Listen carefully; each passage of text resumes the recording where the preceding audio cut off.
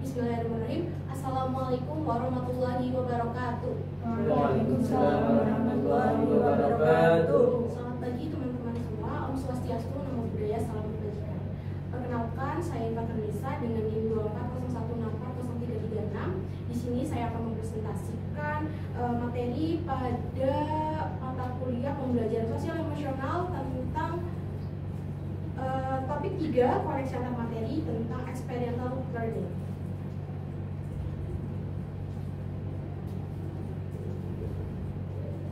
Nah, untuk pertanyaan tentang koneksi antar materi itu adalah apakah hubungan antara topik 3 yang sudah saya pelajari tentang experiential learning dengan modul-modul sebelumnya atau topik-topik sebelumnya dalam memenuhi pembelajaran yang berpihak kepada murid.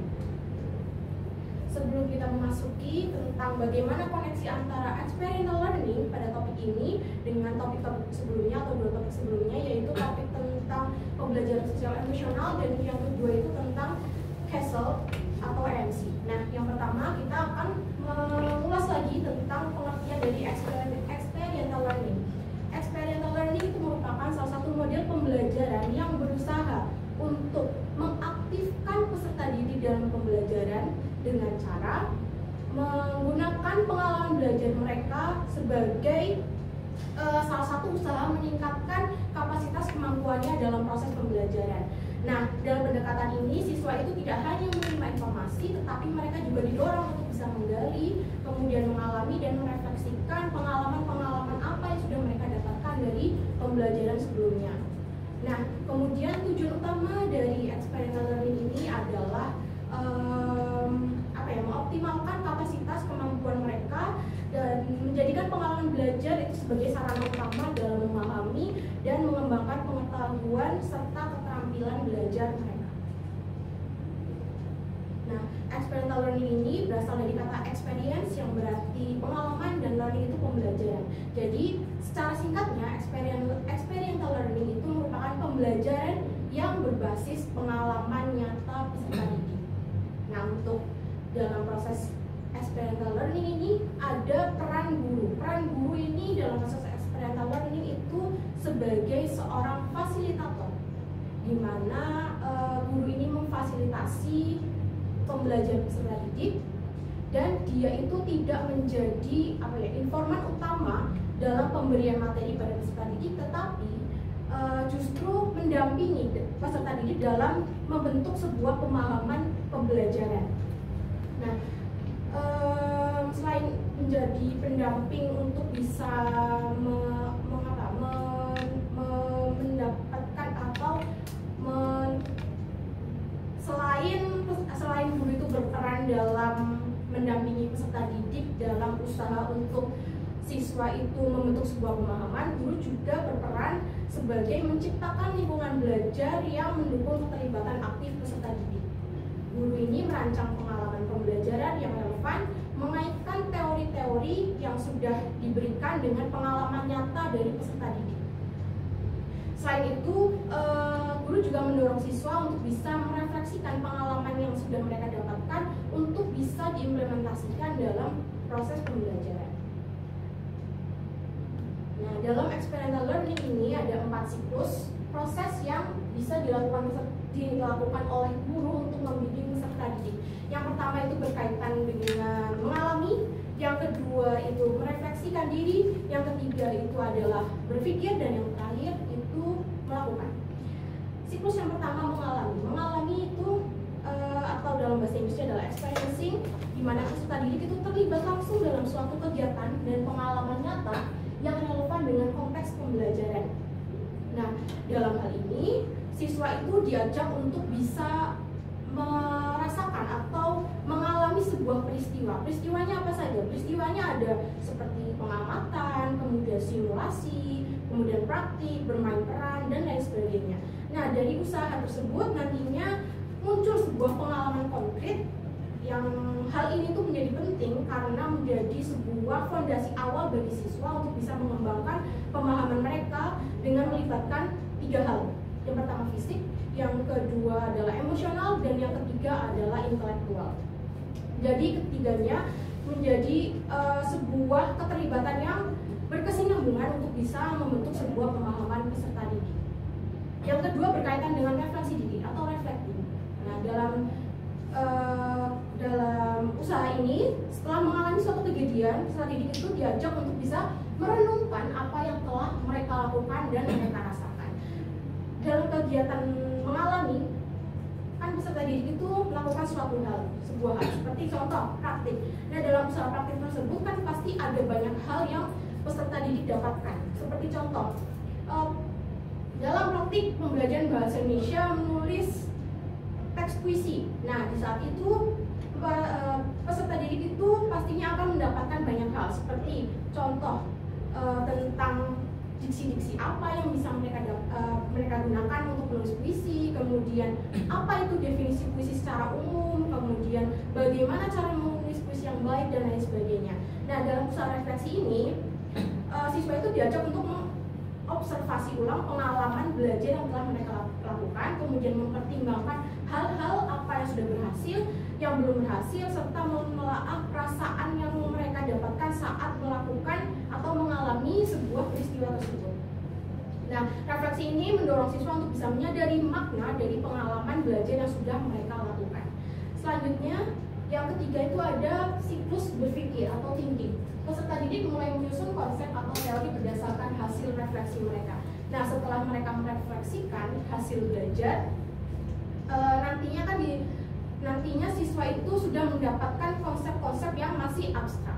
Nah, dalam kegiatan berpikir ini, siswa itu diarahkan oleh guru untuk bisa berpikir dari konsep abstrak tersebut, kira-kira kesimpulan apa atau hasil pemahaman apa yang bisa mereka dapatkan sehingga menjadi sebuah pengetahuan baru berdasarkan pengalaman belajar mereka. Nah, mereka mengembangkan pemahaman yang lebih sistematis, menganalisis informasi dan menghubungkan pengalaman dengan pengetahuan yang sudah mereka dapatkan sebelumnya. Nah, dalam hal ini siswa itu dibantu untuk bisa menarik kesimpulan dan membangun kerangka berpikir yang dapat dijadikan sebagai acuan dalam menghadapi situasi yang terjadi nanti.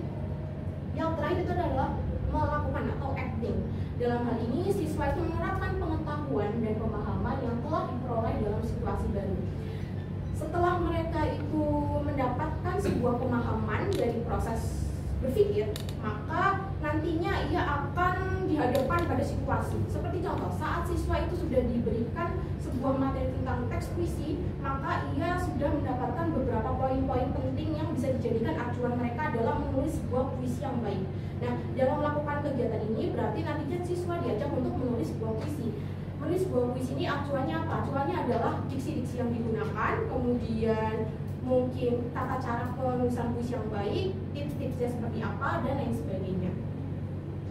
Nah, selanjutnya setelah kita memahami tentang apa itu experiential learning secara umum, maka selanjutnya kita akan membahas tentang koneksi antara experiential learning dengan social emotional learning atau SEL atau pembelajaran sosial emosional yang ada di topik 1. Experiential learning itu menekankan pentingnya belajar dari pengalaman nyata melalui proses mengalami, merefleksikan, berpikir, dan bertindak yang tidak hanya melibatkan aspek kognitif tetapi juga aspek sosial emosional mereka. Nah, dalam proses ini siswa itu kan diajak untuk terlibat aktif dalam kegiatan pembelajaran, di mana setelah mereka itu berproses dalam 4 siklus tersebut, maka mereka dalam setiap siklus itu pastinya akan diarahkan untuk bisa memaknai proses-proses tersebut. Nah, dalam memahami makna tersebut, nantinya mereka akan merasakan adanya kesadaran diri dan kesadaran untuk bisa berpikir kritis dalam menghadapi sebuah masalah. Hal ini itu selaras dengan prinsip SEL yang mencakup 5 kompetensi. Yang pertama adalah kesadaran diri, kesadaran sosial, manajemen diri, keterampilan berrelasi, dan pengambilan keputusan yang bertanggung jawab.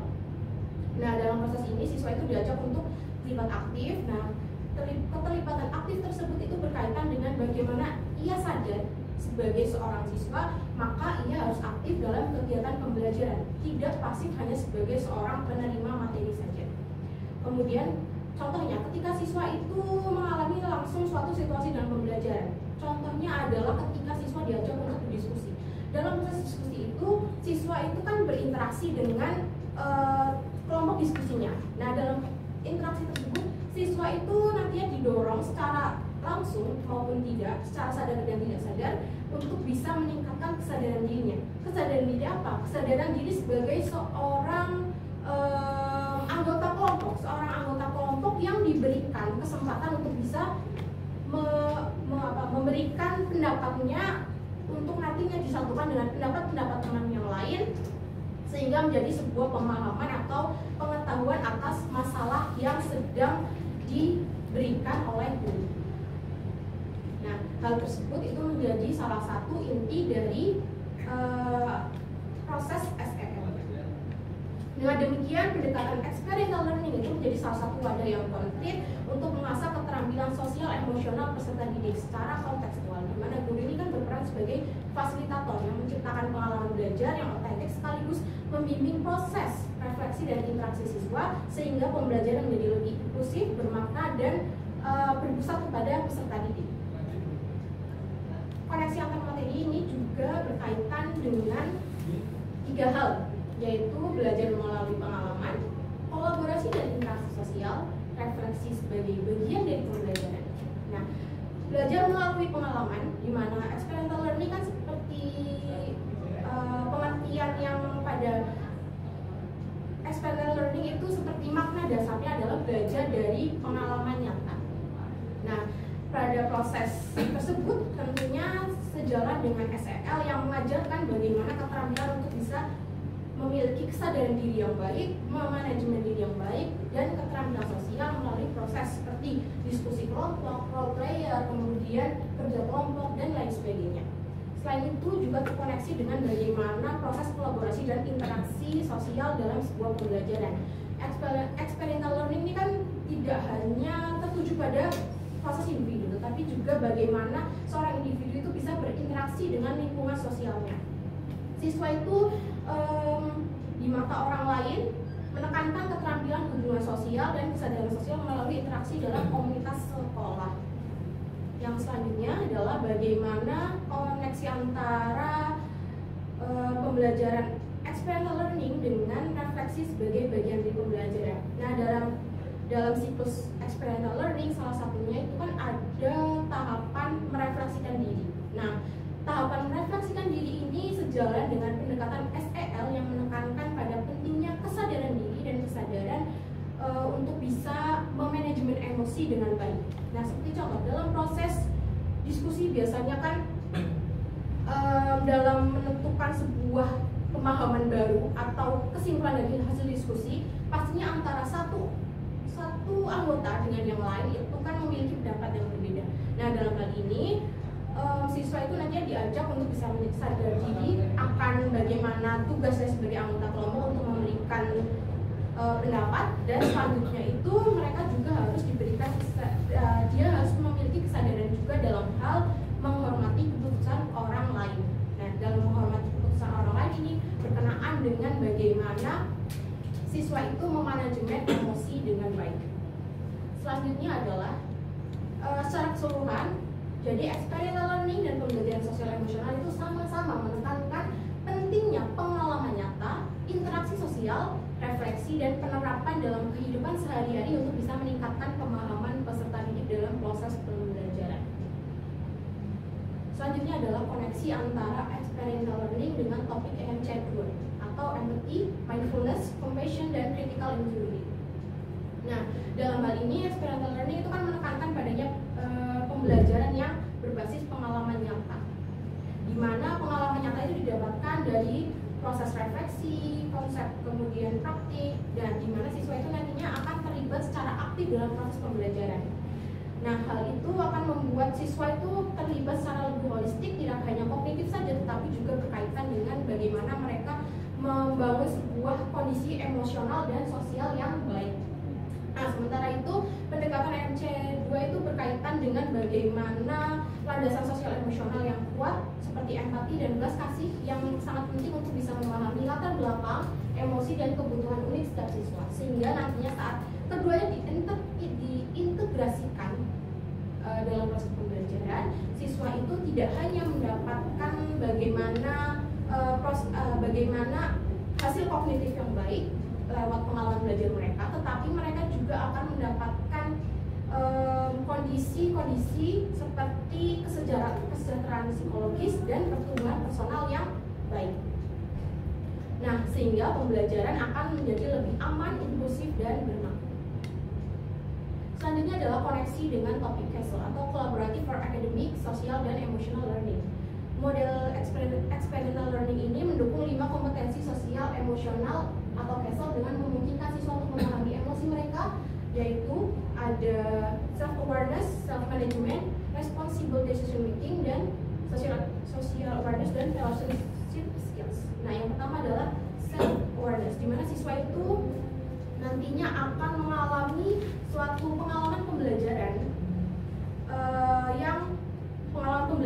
yang dimana mereka akan memahami emosi mereka, kekuatan mereka apa, kelemahan mereka apa, dan kegiatan ini, proses ini itu didapatkan dari kegiatan merefleksikan dari proses mengalami. Nah, selanjutnya adalah self management.